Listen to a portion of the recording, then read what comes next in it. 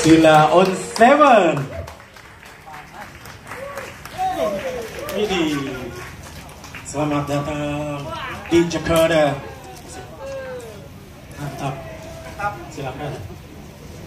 Oke. Sapa deh. Apa kabar semuanya? Kabar? Baik. Terima kasih sudah meluangkan waktu di siang yang sejuk ini. Asik. Benar, sejuk banget sih. Semoga semuanya aman ya dari datang sampai sekarang. Mudah-mudahan nyaman teman-teman.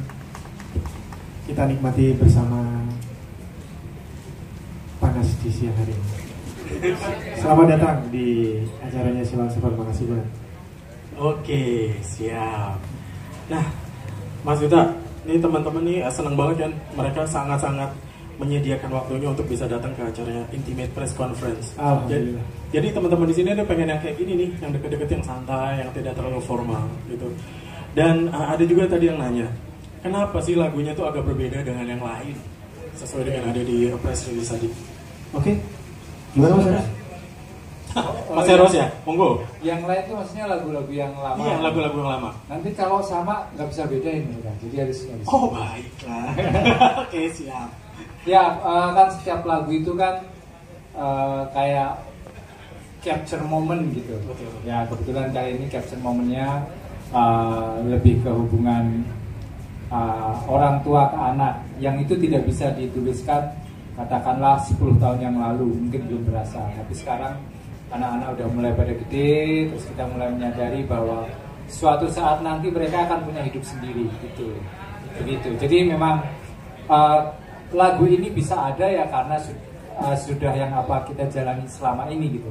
Kalau kita belum menjalani katakanlah 10 tahun ke belakang ini ya nggak bisa. Jadi ada waktunya. Oke. Dan kenapa mengambil tema tentang apakah ini karena proses pendewasaan kah dari teman-teman Sheila gitu?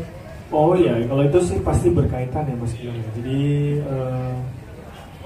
segala macam yang menjadi inspirasi itu kan dengan bertambahnya umur pasti akan mempengaruhi gitu. Karena kan kalau dulu kan Eros selalu bilang bahwa inspirasinya dari kehidupan nyata, dari apa yang dia pernah alami gitu. Kalau dulu emang cinta-cintaan dan segala macam gitu. Kalau kayak single yang terakhir waktu itu kan film favorit, itu kan sudah mulai juga sebenarnya. Dia tidak mengalami sendiri. Jadi itu berdasarkan cerita atau curhatan dari adik-adik yang umurnya jauh di bawah kita. Jadi emang pada akhirnya ya itu mempengaruhi proses kreatif membuat lagunya gitu. Angle liriknya juga pasti akan jadi beda. Sekarang kayak topik pembicaraan aja. Kalau dulu kayak kita misalnya ngomongin abis ini mau main kemana, abis ini mau main kemana, itu aja kan udah beda. Biasanya kayak udah jam 7, jam 8 gitu kan. Ayo ya kita abis ini lanjut ke sini. Aku ngantuk ya. Itu aja udah kan udah beda gitu. Kesehariannya, rutinitasnya udah beda. Terus topik yang diomongin udah mulai gimana kamu bulan ini udah check up belum, udah general check up belum, kolesterol gimana, aman nggak, apa segala macam kan yang diomongin udah makin kayak gitu. Jadi itu pasti akan ngaruh juga gitu dari cara angle kita menulis lirik dan membuat musiknya gitu. Dan satu yang beruntung di Sheila on 7 adalah kebetulan yang setelah COVID ini kita juga ditemani oleh musisi-musisi yang cukup muda, jadi umurnya jauh di bawah Sheila on 7. Jadi dari segi aransemen lagu-lagu Sheila on 7 yang lama-lama ataupun kemasan musik untuk yang baru ini, mereka banyak memberikan input-input yang insya Allah membuat lagunya Sheila on 7 tetap relevan di zaman apapun gitu. Meskipun mungkin usia kami udah nggak muda lagi gitu. Jadi itu juga salah satu keberuntungannya Sheila on 7 karena kita dipertemukan sama musisi-musisi muda yang nemenin Sheila on 7 berkreasi gitu. Jadi itu sih, dan saya nggak tahu nih, mungkin tahun depan, 2 tahun lagi, berapa tahun lagi mungkin temanya bisa dari anak sendiri nanti kan, karena kayak anak saya kan tahun ini aja, di tahun-tahun ini dia usianya udah usia kuliah kan. Jadi ya kisah-kisah anak-anak umur segitu kan kayak lagu-lagunya Sheila on 7 yang album pertama, album kedua gitu. Jadi sangat mungkin nanti bisa kayak muter lagi ke sana lagi gitu. Jadi ya kita jalanin aja gitu. Jadi di fase ini itu yang kita ingin ceritakan ke teman-teman. Gitu. Oke, siap. Kepanjangan kan? Siap.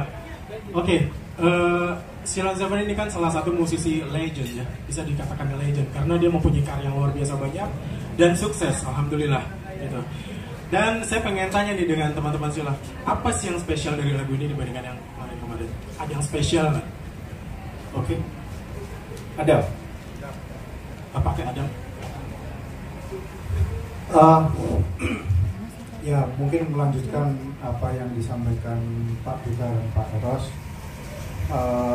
Ini kayaknya memang pertama kali kita ada proses yang tidak dilakukan di Indonesia. Jadi memang terakhir kali kita merilis single itu kan 2018. Iya benar 2018. Betul.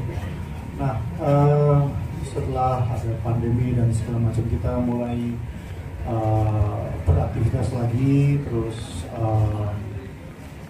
mulai timbul yuk kita bikin lagu lagi, kita rilis lagu. Waktu itu sebenarnya idenya adalah biasanya kan rekamannya memang itu selalu di studio di Jogja. Terus waktu itu sempat kepikiran yang coba kita cari tempat yang di luar kebiasaan, tapi akhirnya kita memang mencoba melakukan proses mixing dan mastering di studio yang di Jepang.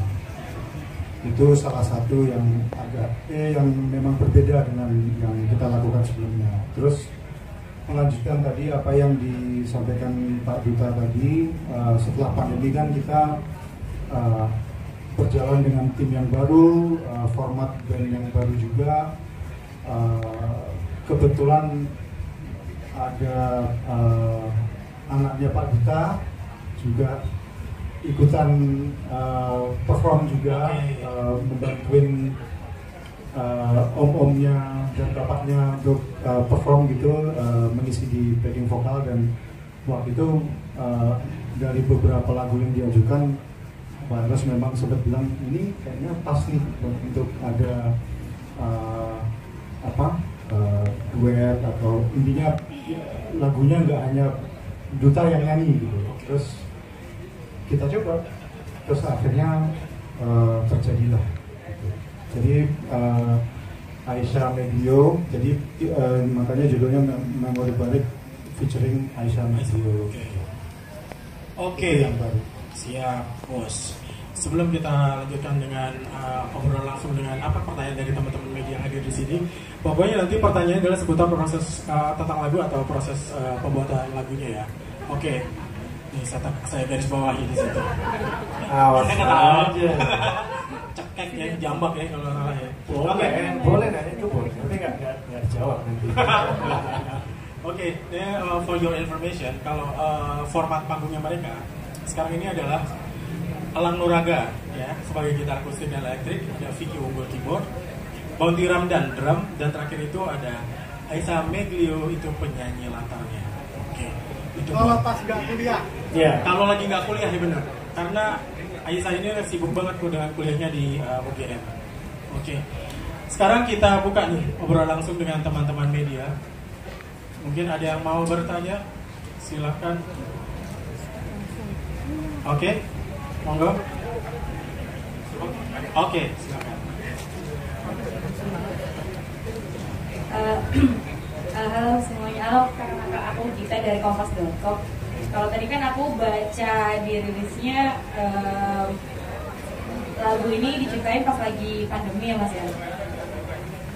Di situ katanya Mas Eros pikir kalau misalnya nanti Sheila on 7 udah nggak main lagi atau udah nggak jadi band lagi gitu kan, gimana ya? Mungkin bisa diceritain Mas Eros waktu pandemi itu struggle-nya Sheila on 7 itu seperti apa sih sampai akhirnya sempat berpikir kayak gitu dan dan akhirnya menciptakan lagu Memori Baik ini. Thank you. Ya. Walaupun namanya Silon Seven, tapi orang-orang di dalamnya itu ya hatinya seperti kalian. Nggak tahu hari besok itu gimana. Ya, itu kalau kita nggak bisa ngelihat masa depan kan pasti kita kayak flashback kan. Apa yang udah dilewatin ya. Waktu itu yang terpikir pertama adalah yang sudah dilewatin itu adalah memori yang baik. Ya udah, basicnya itu dulu, punya pikirnya itu dulu bahwa yang sudah saya lewati bersama teman-teman itu memori yang baik. Cuman ya karena lagunya nggak segera di-present ke anak-anak, waktu berjalan, kemudian suatu hari saya melihat Aisyah jadi backing vokal di Silon Seven. Di situ saya, oh iya, baru ingat ada lagu itu. Jadi memang dari awal lagu itu di sketch itu udah, ini harus duet, yang ini harus cowok sama cewek. Kurang lebih seperti itu. Jadi liriknya lebih direlevankan dengan kondisi sekarang. Jadi apa yang kalian dengar itu udah hasil dari kurasi, dari tweakingnya anak-anak biar selera bersama bisa terwakili di situ. Begitu. Oke. Struggle-nya pandemi, ya sama lah kurang lebih. Pokoknya nggak tahu besok mau ngapain. Ya hari-hari biasanya ngapain ya? Oh kalau saya sih pelihara iguana ya, sekarang udah saya kasih balikin ke tukangnya lagi ke yang jual karena gede banget. Akhirnya jadi komodo sekarang. Udah jadi komodo balikin. Mas ini nggak bisa kecil-kecil ya. Oke. Nah tadi ada lagi yang mau tanya? Oh baik, silakan. Buat Sheila sebenarnya selamat ya untuk rilisan sebenarnya. Aku apres dari Kang Widianta. Ini aku mau nanya, ini kan judulnya Memori Baik gitu kan. Jadi bisa disebutin nggak sih memori baik kalian dengan anak-anak itu yang ingat sampai dengan sekarang? Pasti kan banyak, cuma yang paling berkesan mungkin bisa diceritain satu atau dua. Ya salah satunya sebenarnya yang tergambar di video lirik yang tadi, karena memang momen kita sama anak-anak kita cukup banyak gitu. Dan sebenarnya yang paling merasakan tuh saya. Kalau Adam sama Eros tuh OTW semakin merasakan itu. Karena kan kalau kayak saya momen saya bisa pergi sama anak itu memang makin dikit gitu. Makanya waktu Eros kepikiran terus Aisyah diajakin jadi penyanyi latar segala macam itu saya alhamdulillah sekali gitu, karena at least berarti dalam suatu weekend di bulan itu saya ada momen bersama anak saya gitu. Karena kalau nggak kerja ya dia kan udah punya kehidupan sendiri kan. Di anak-anak saya juga bisa ngebayangin gitu, kalau saya mau membatasi dia, orang saya umur segitu juga saya jarang tidur di rumah, saya nginep di tempat teman mulu gitu kan. Masa anak saya udah gitu kan, kalau anak saya ibaratnya di usia SMA-nya dia, dua-duanya anak saya itu kan dia anak pandemi itu. SMA-nya itu dia banyakkan di rumah, dia nggak keluar-keluar gitu. Sekarang begitu pandemi udah selesai kan emang dia udah mencari kehidupannya sendiri gitu. Jadi emang bagi saya emang ya memori baik ini berarti banget gitu buat saya pribadi ya gitu. Karena emang banyak sekali hal-hal yang saya ingat buat bekal saya untuk istilahnya merelakan mereka gitu, bahwa memang momen ini akan datang gitu. Bahwa saya harus ikhlas bahwa nggak bisa nuntun dia terus, tapi ya bisanya ngasih bekal doa, cerita-cerita yang baik, ya itu kira-kira. Itu kira-kira. Oke, terima kasih Mas Wita. Nah, dari tadi udah ada nih teman-teman media online. Sekarang saya pengen nanya sama satu teman radio. Teman radio mana? Oke, kamu tanya. Tanya tuh, tanya bro. Oke, Zaun. Halo. Selamat untuk memori baik. Terima kasih. Iya nih, ditodong langsung sama Mas Gilang. Sebenarnya penasaran sama prosesnya aja sih. Prosesnya kan di luar. Ya. Itu kepikiran nggak sih sampai ini memori baik ini kalau kerjanya di Indonesia hasilnya nggak mungkin sama kayak di luar gitu. Oke. Sebenarnya gini, kan kalau memori baik ini sebenarnya masih tipis-tipisnya. Dia hitungannya 50-50 lah. proses produksinya gitu, karena emang nggak semuanya di luar kan. Yang sebenarnya yang di luar itu adalah proses finishingnya gitu, tapi tetap bangun strukturnya, bangun strukturnya itu tetap di Jogja gitu, karena memang ya itu tadi banyak pertimbangan gitu kan, masih kayak ya kita baru mulai manggung lagi aja kan Juli 2022, jadi emang tahun-tahun ini tuh masih transisi nyari pattern yang enak buat Sheila on 7 jalan tuh kayak apa sih gitu. Jadi makanya waktu itu sebenarnya kan impiannya juga agak tinggi-tinggi juga, kan kayak ada di press release-nya. Tadinya kan kita pengen di Swedia gitu, cuman kayak kok jauh banget, naik pesawatnya aja udah berapa jam, terus dengan segala macam pertimbangannya lah, kayaknya kalau mau tahu rasanya, makanya terus waktu itu yaudah kalau biar beda, gimana kalau alat-alat studionya kita bawa, kita ntar nyewa lah di tempat-tempat staycation yang kayak ada di IG gitu, kita sewa lah satu tempat, kita liburan di sana sama recording di sana gitu. Lagi-lagi nganggung lah, besok aja itu gitu, kalau enggak di luar aja sekalian gitu, tapi cari yang dekat-dekat. Akhirnya Jepang dipilih. Jepang itu pun akhirnya kita mikir waktunya seminggu nih. Sheila on 7 bukan tipikal band yang dalam waktu 2 hari bisa nyelesain 10 lagu gitu. Kita nggak pernah sih. Saya pribadi nih, saya rekor itu take vokal dalam sehari itu tuh 3 lagu, itu udah maksimal banget. Itu udah rekor saya belum pernah sehari recording 4 lagu gitu. Kalau live oke. Tapi kalau tracking satu-satu, misalnya ada drum dulu, bass dulu, gitar dulu, terus vokal terakhir, itu nggak mungkin saya sehari bisa selesai 3. Itu sekali doang itu saya, waktu album keberapa itu saya. Jadi kita cuma punya waktu seminggu di Jepang. Ya budget kan. Jujur ya. Jadi hitung-hitungan kita, kalkulasi kita, seminggu aja lah, 10 hari lah, ya 9 hari, 10 hari lah gitu. Terus makanya kalau kita recording, kalau kita mau tracking gitu, kayaknya kok sayang ya waktunya gitu. Jadi akhirnya setelah ngobrol-ngobrol, ya udah take-nya di Indo aja gitu. Take-nya di Indo. Terus nanti kita juga bikin kayak mixingan yang tipis-tipis lah. Karena kan intinya gini, keluar negeri itu pun kan sebenarnya kita tahu referensinya, tapi kan kita ada gamblingnya juga kan sebenarnya, karena mixing sama mastering itu kan tergantung taste-nya engineer-nya kan. Kita nggak tahu nih yang engineer yang kita dapat nih, yang dia bikin selama ini nih musiknya kayak apa nih gitu. Itu nanti jomplang banget ya sama recording apa Sheila on 7 yang lain gitu.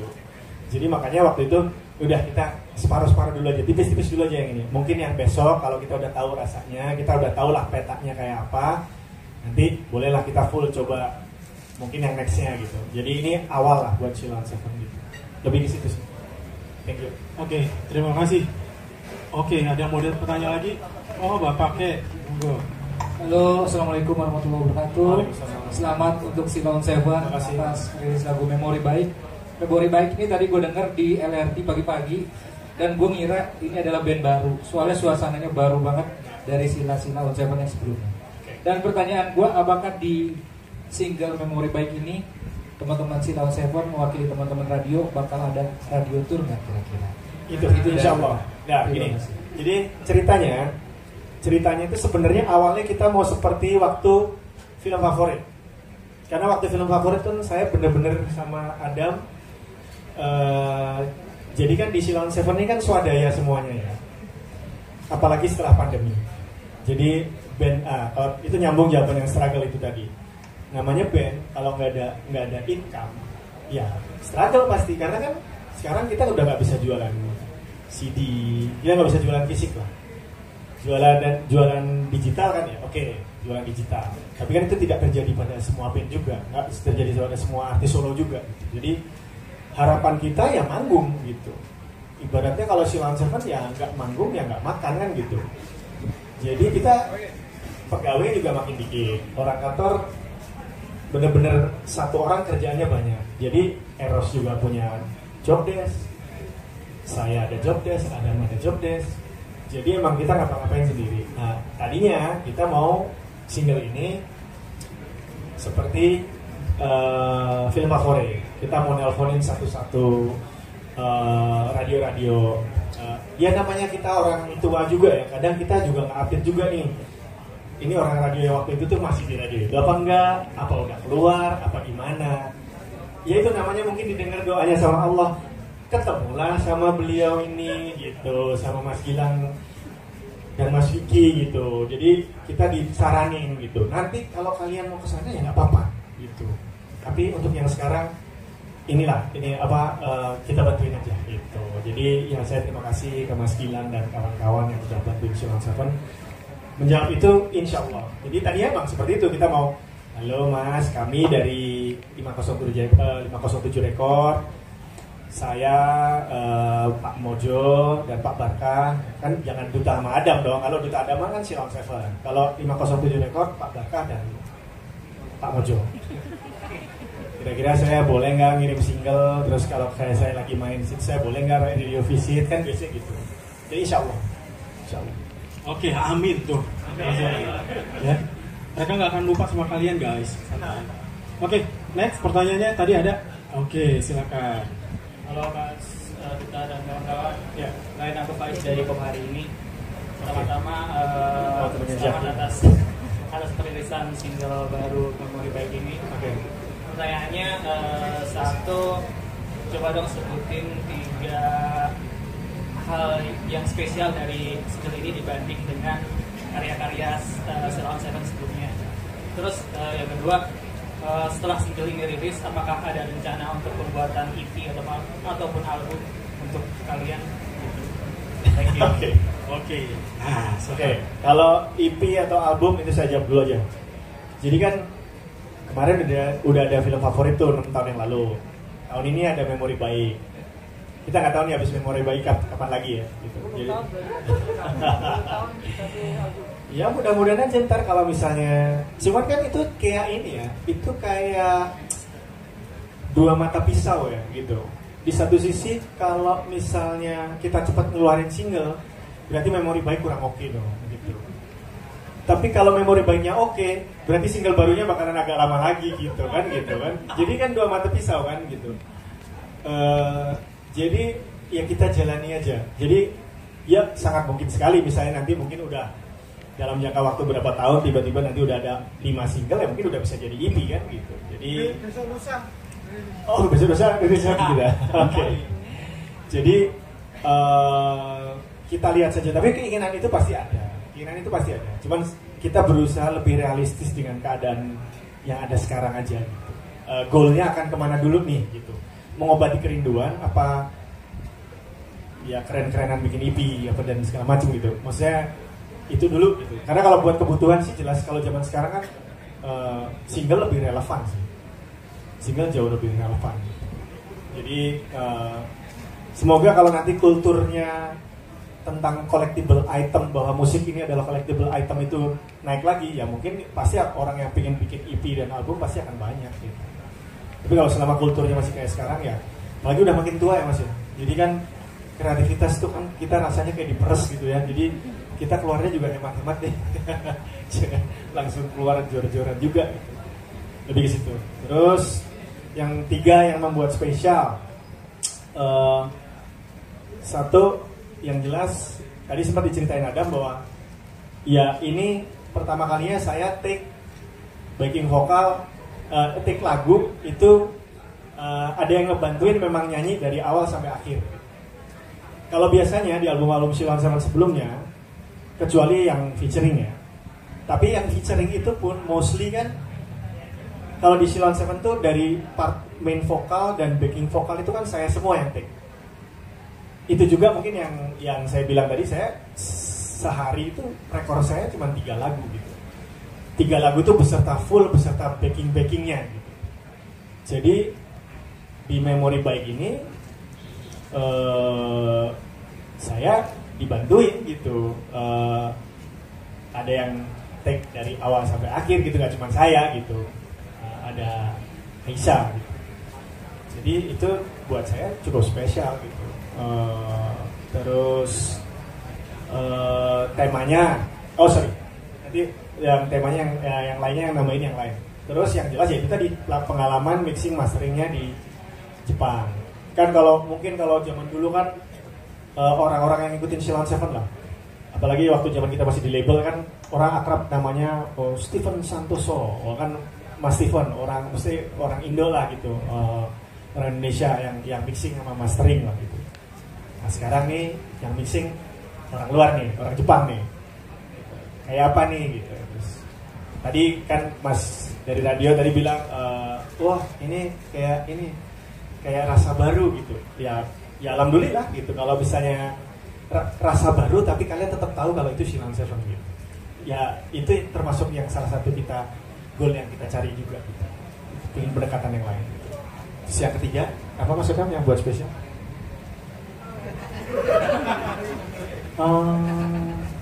Rilisnya 25 November. Benar. Temanya ya tadi yang udah disampaikan Pak Eros tadi, temanya ini kan memang tema yang mungkin baru bisa diungkapkan ya sekarang, karena ini adalah pengalaman yang baru bisa dirasakan beberapa tahun ini lah gitu. Itu mungkin itu sih rilisnya habis pandemi, spesial itu. Wih, spesial itu. Oke. Itu dia tadi. Iya. Udah ya. Coba aja nanti Mas kita lihat temanya lagunya Bernadia kalau Bernadia udah seumuran kita. Kira-kira temanya kayak apa? Kan temanya kalau sekarang kan ya mungkin zaman-zamannya Ceylon Seven kayak dulu kan. Itulah kira-kira gambarannya. Siap. Tadi proses pembuatan singlenya kan di Jepang. Itu HI berapa kali itu? Ketemu orang. Yang ada yang unik gak di situ? Ada kejadian unik gak? Ada.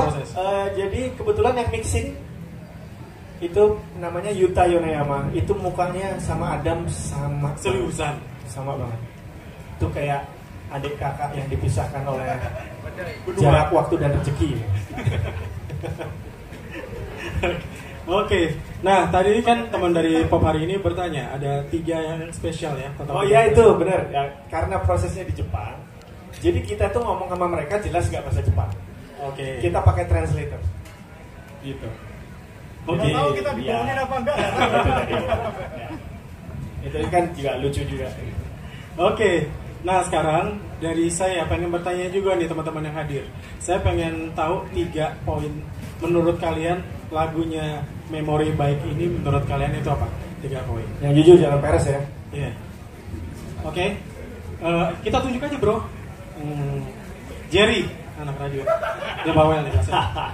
3, sebutin. Terima kasih Mas Gilang. Alhamdulillah ya Allah. Selamat ya untuk Ceylon Seven.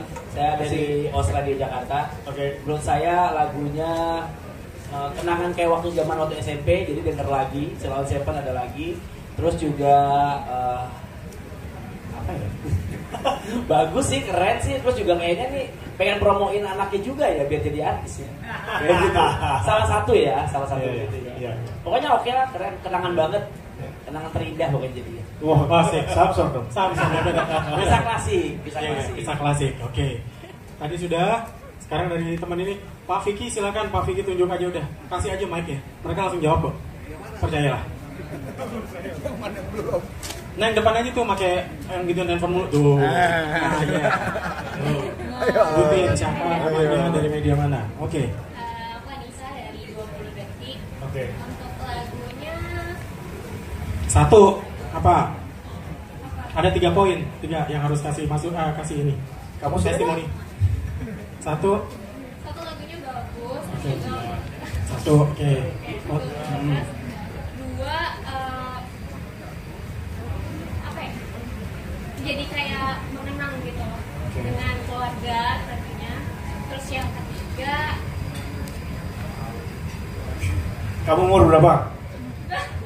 Umur berapa? Kamu umur berapa? Jadi 23. Kamu dengerin Ceylon Seven berarti pertama kali tahun berapa? SMP. Album apa kamu dengar pertama kali? Yang kisah klasik. Kisah klasik. Oke. Klasik banget sih memang. Nggak, tapi maksudnya arah pertanyaannya berarti kan kamu udah bisa ngebandingin nih, Sheila on 7 waktu zaman kisah klasik kayak apa, ini sekarang lagunya kayak apa. Mungkin kamu bisa ceritain apa ya, kalau dari kamu yang kamu rasain bedanya apa? Bedanya ini lebih baru sih, karena udah beda dari yang sebelumnya. Oke. Apa vibe-nya maksudnya? Apanya? Mas bisa. Yusbil katanya kita makin cakep. Alhamdulillah. Oke, makasih. Walaupun mereka bilang makin tua atau apa, tapi tetap muda kan? Iya kan? Tetap terlihat muda. Oke, sekali lagi, mungkin ada satu lagi pertanyaan dari teman-teman media sebelum kakak-kakak. Oke, ini Kak Piko. Satu lagi ya? Oke. Halo, perkenalkan saya Rani dari Kompas.com. Mau nanya, yang pertama mungkin tanggapan Sheila on 7 soal lagunya Legend tuh didengarkan oleh berbagai kalangan termasuk Gen Z, tadi juga Gen Z kan ini. Apa yang dilakukan Sheila mungkin untuk mengikuti arus industri musik saat ini. Terus kemudian yang kedua, ada makna khusus nggak sih merilis tanggal 25 November? Lalu yang ketiga, ada rencana tour nggak untuk untuk 2024 mungkin akhir tahun atau 2025? Terima kasih. Kalau so far sih belum ada kalau rencana tour dan lain-lain. Karena kan ya kita baru selesai kan kemarin. Jadi lebih ngerawat lagu baru ini aja dulu gitu. Ya paling manggung-manggung segala macam. Terus kalau dibilang lintas generasi, sebenarnya jujur Sheila on 7 itu kan sangat organik dalam berbagai macam aspeknya gitu. Dari musiknya juga organik,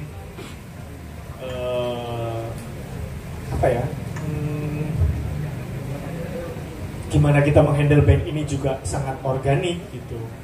Kita benar-benar ya, manajernya kan Pak Adam ini di samping saya ini. Jadi jelas kita juga bukan orang yang punya orang yang punya background marketing sesuatu gimana segala macam. Jadi dijalani dengan organik aja gitu. Jadi kita nggak pernah meng-create isu-isu yang gimana-gimana supaya anak-anak kecil pada seneng gitu. Jadi kayak itu terjadi begitu aja gitu. Kayak misalnya tadi mbaknya tadi dengarnya waktu umur SMP. Di saat umur 23 mereka ada yang udah jadi guru SMA, ada yang udah jadi guru SMP umur 25, 27, 28. Mereka yang nyuruh yayasannya apa, nyuruh anak buahnya apa, muridnya, kalau Sheila on 7 mau nggak gitu. Ya kan kita secara tidak langsung kan orang-orang itu yang berjasa melebarkan pendengarnya Sheila on 7 gitu. Entah ada yang dengar dari kakaknya, ada yang dengar dari ibunya, dari bapaknya. Dan kebetulan anaknya seneng, dari kecil dengerin lagu itu, setelah gede mereka bisa bikin pensi. Ngundangnya pengennya ngundang Sheila on 7 kan, itu kayak terjadi begitu aja gitu. Jadi emang kita banyak dikasih berkah aja gitu. Maksudnya ya, tapi mungkin bukan tanpa alasan ya, karena ya mungkin Sheila on 7, karena Sheila on 7 organik itu, sejujur itu ya mungkin itu bayarannya dari Allah gitu. Makanya terus dikasih yang dengerin, mau dari yang di atas kita sampai yang anak-anak umur yang SDG sekarang aja juga dengerin Sheila on 7 gitu. Ya tapi sebenarnya mungkin sama juga ya, karena kalau kayak saya dulu gitu, misalnya ada band luar gitu, misalnya saya dengerin Mr. Big nih, ada band namanya Mr. Big, saya dengerin nggak dari album pertamanya gitu, saya taunya itu di album kedua atau ketiganya gitu. Ya, saya taunya di album ketiganya gitu. Jadi begitu saya seneng, saya ngulik nih albumnya yang lama-lama. Oh ternyata nih band ini bukan album debutnya dia ini. Ini band bagus. Saya pengen tahu nih karya-karyanya yang lain apa ya. Ngulik tuh saya. Jadi dari album ketiga baru saya dengerin album pertamanya, baru saya dengerin album keduanya, dan ya ternyata apa yang saya lakukan dilakukan oleh fans Sheila on 7 gitu. Ada yang baru denger era-era yang terlewatkan, betapa. Ada yang baru dengerin Sheila on 7 pas hari bersamanya. Ada yang baru dengerin pas film favorit gitu. Baru mereka, oh ini yang nyanyi ini nih yang dulu diceritain sama papa nyanyi Sepia nih gitu. Kan kayak gitu aja gitu, muter aja gitu siklusnya gitu. Jadi ya beruntung aja sih langsung. Alhamdulillah. Gen Z seleranya bagus. Ya. Benar. Tapi maksud saya, tadi kan dibilang pas SMP ya ada mendengarkan. Tapi kita tanya dulu, SMP umurnya berapa? Sepatu 20 tahun. Oh iya. SMP-nya udah 20 tahun. Kejar pakai C. Enggak ya, bis.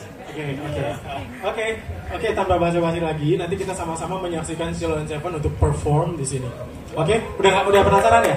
Udah nggak sabaran ya? Oke. Enggak, mau balik diputar lagi. Oh iya, saya ikut. Pakai manggung lagi. Saya ikut.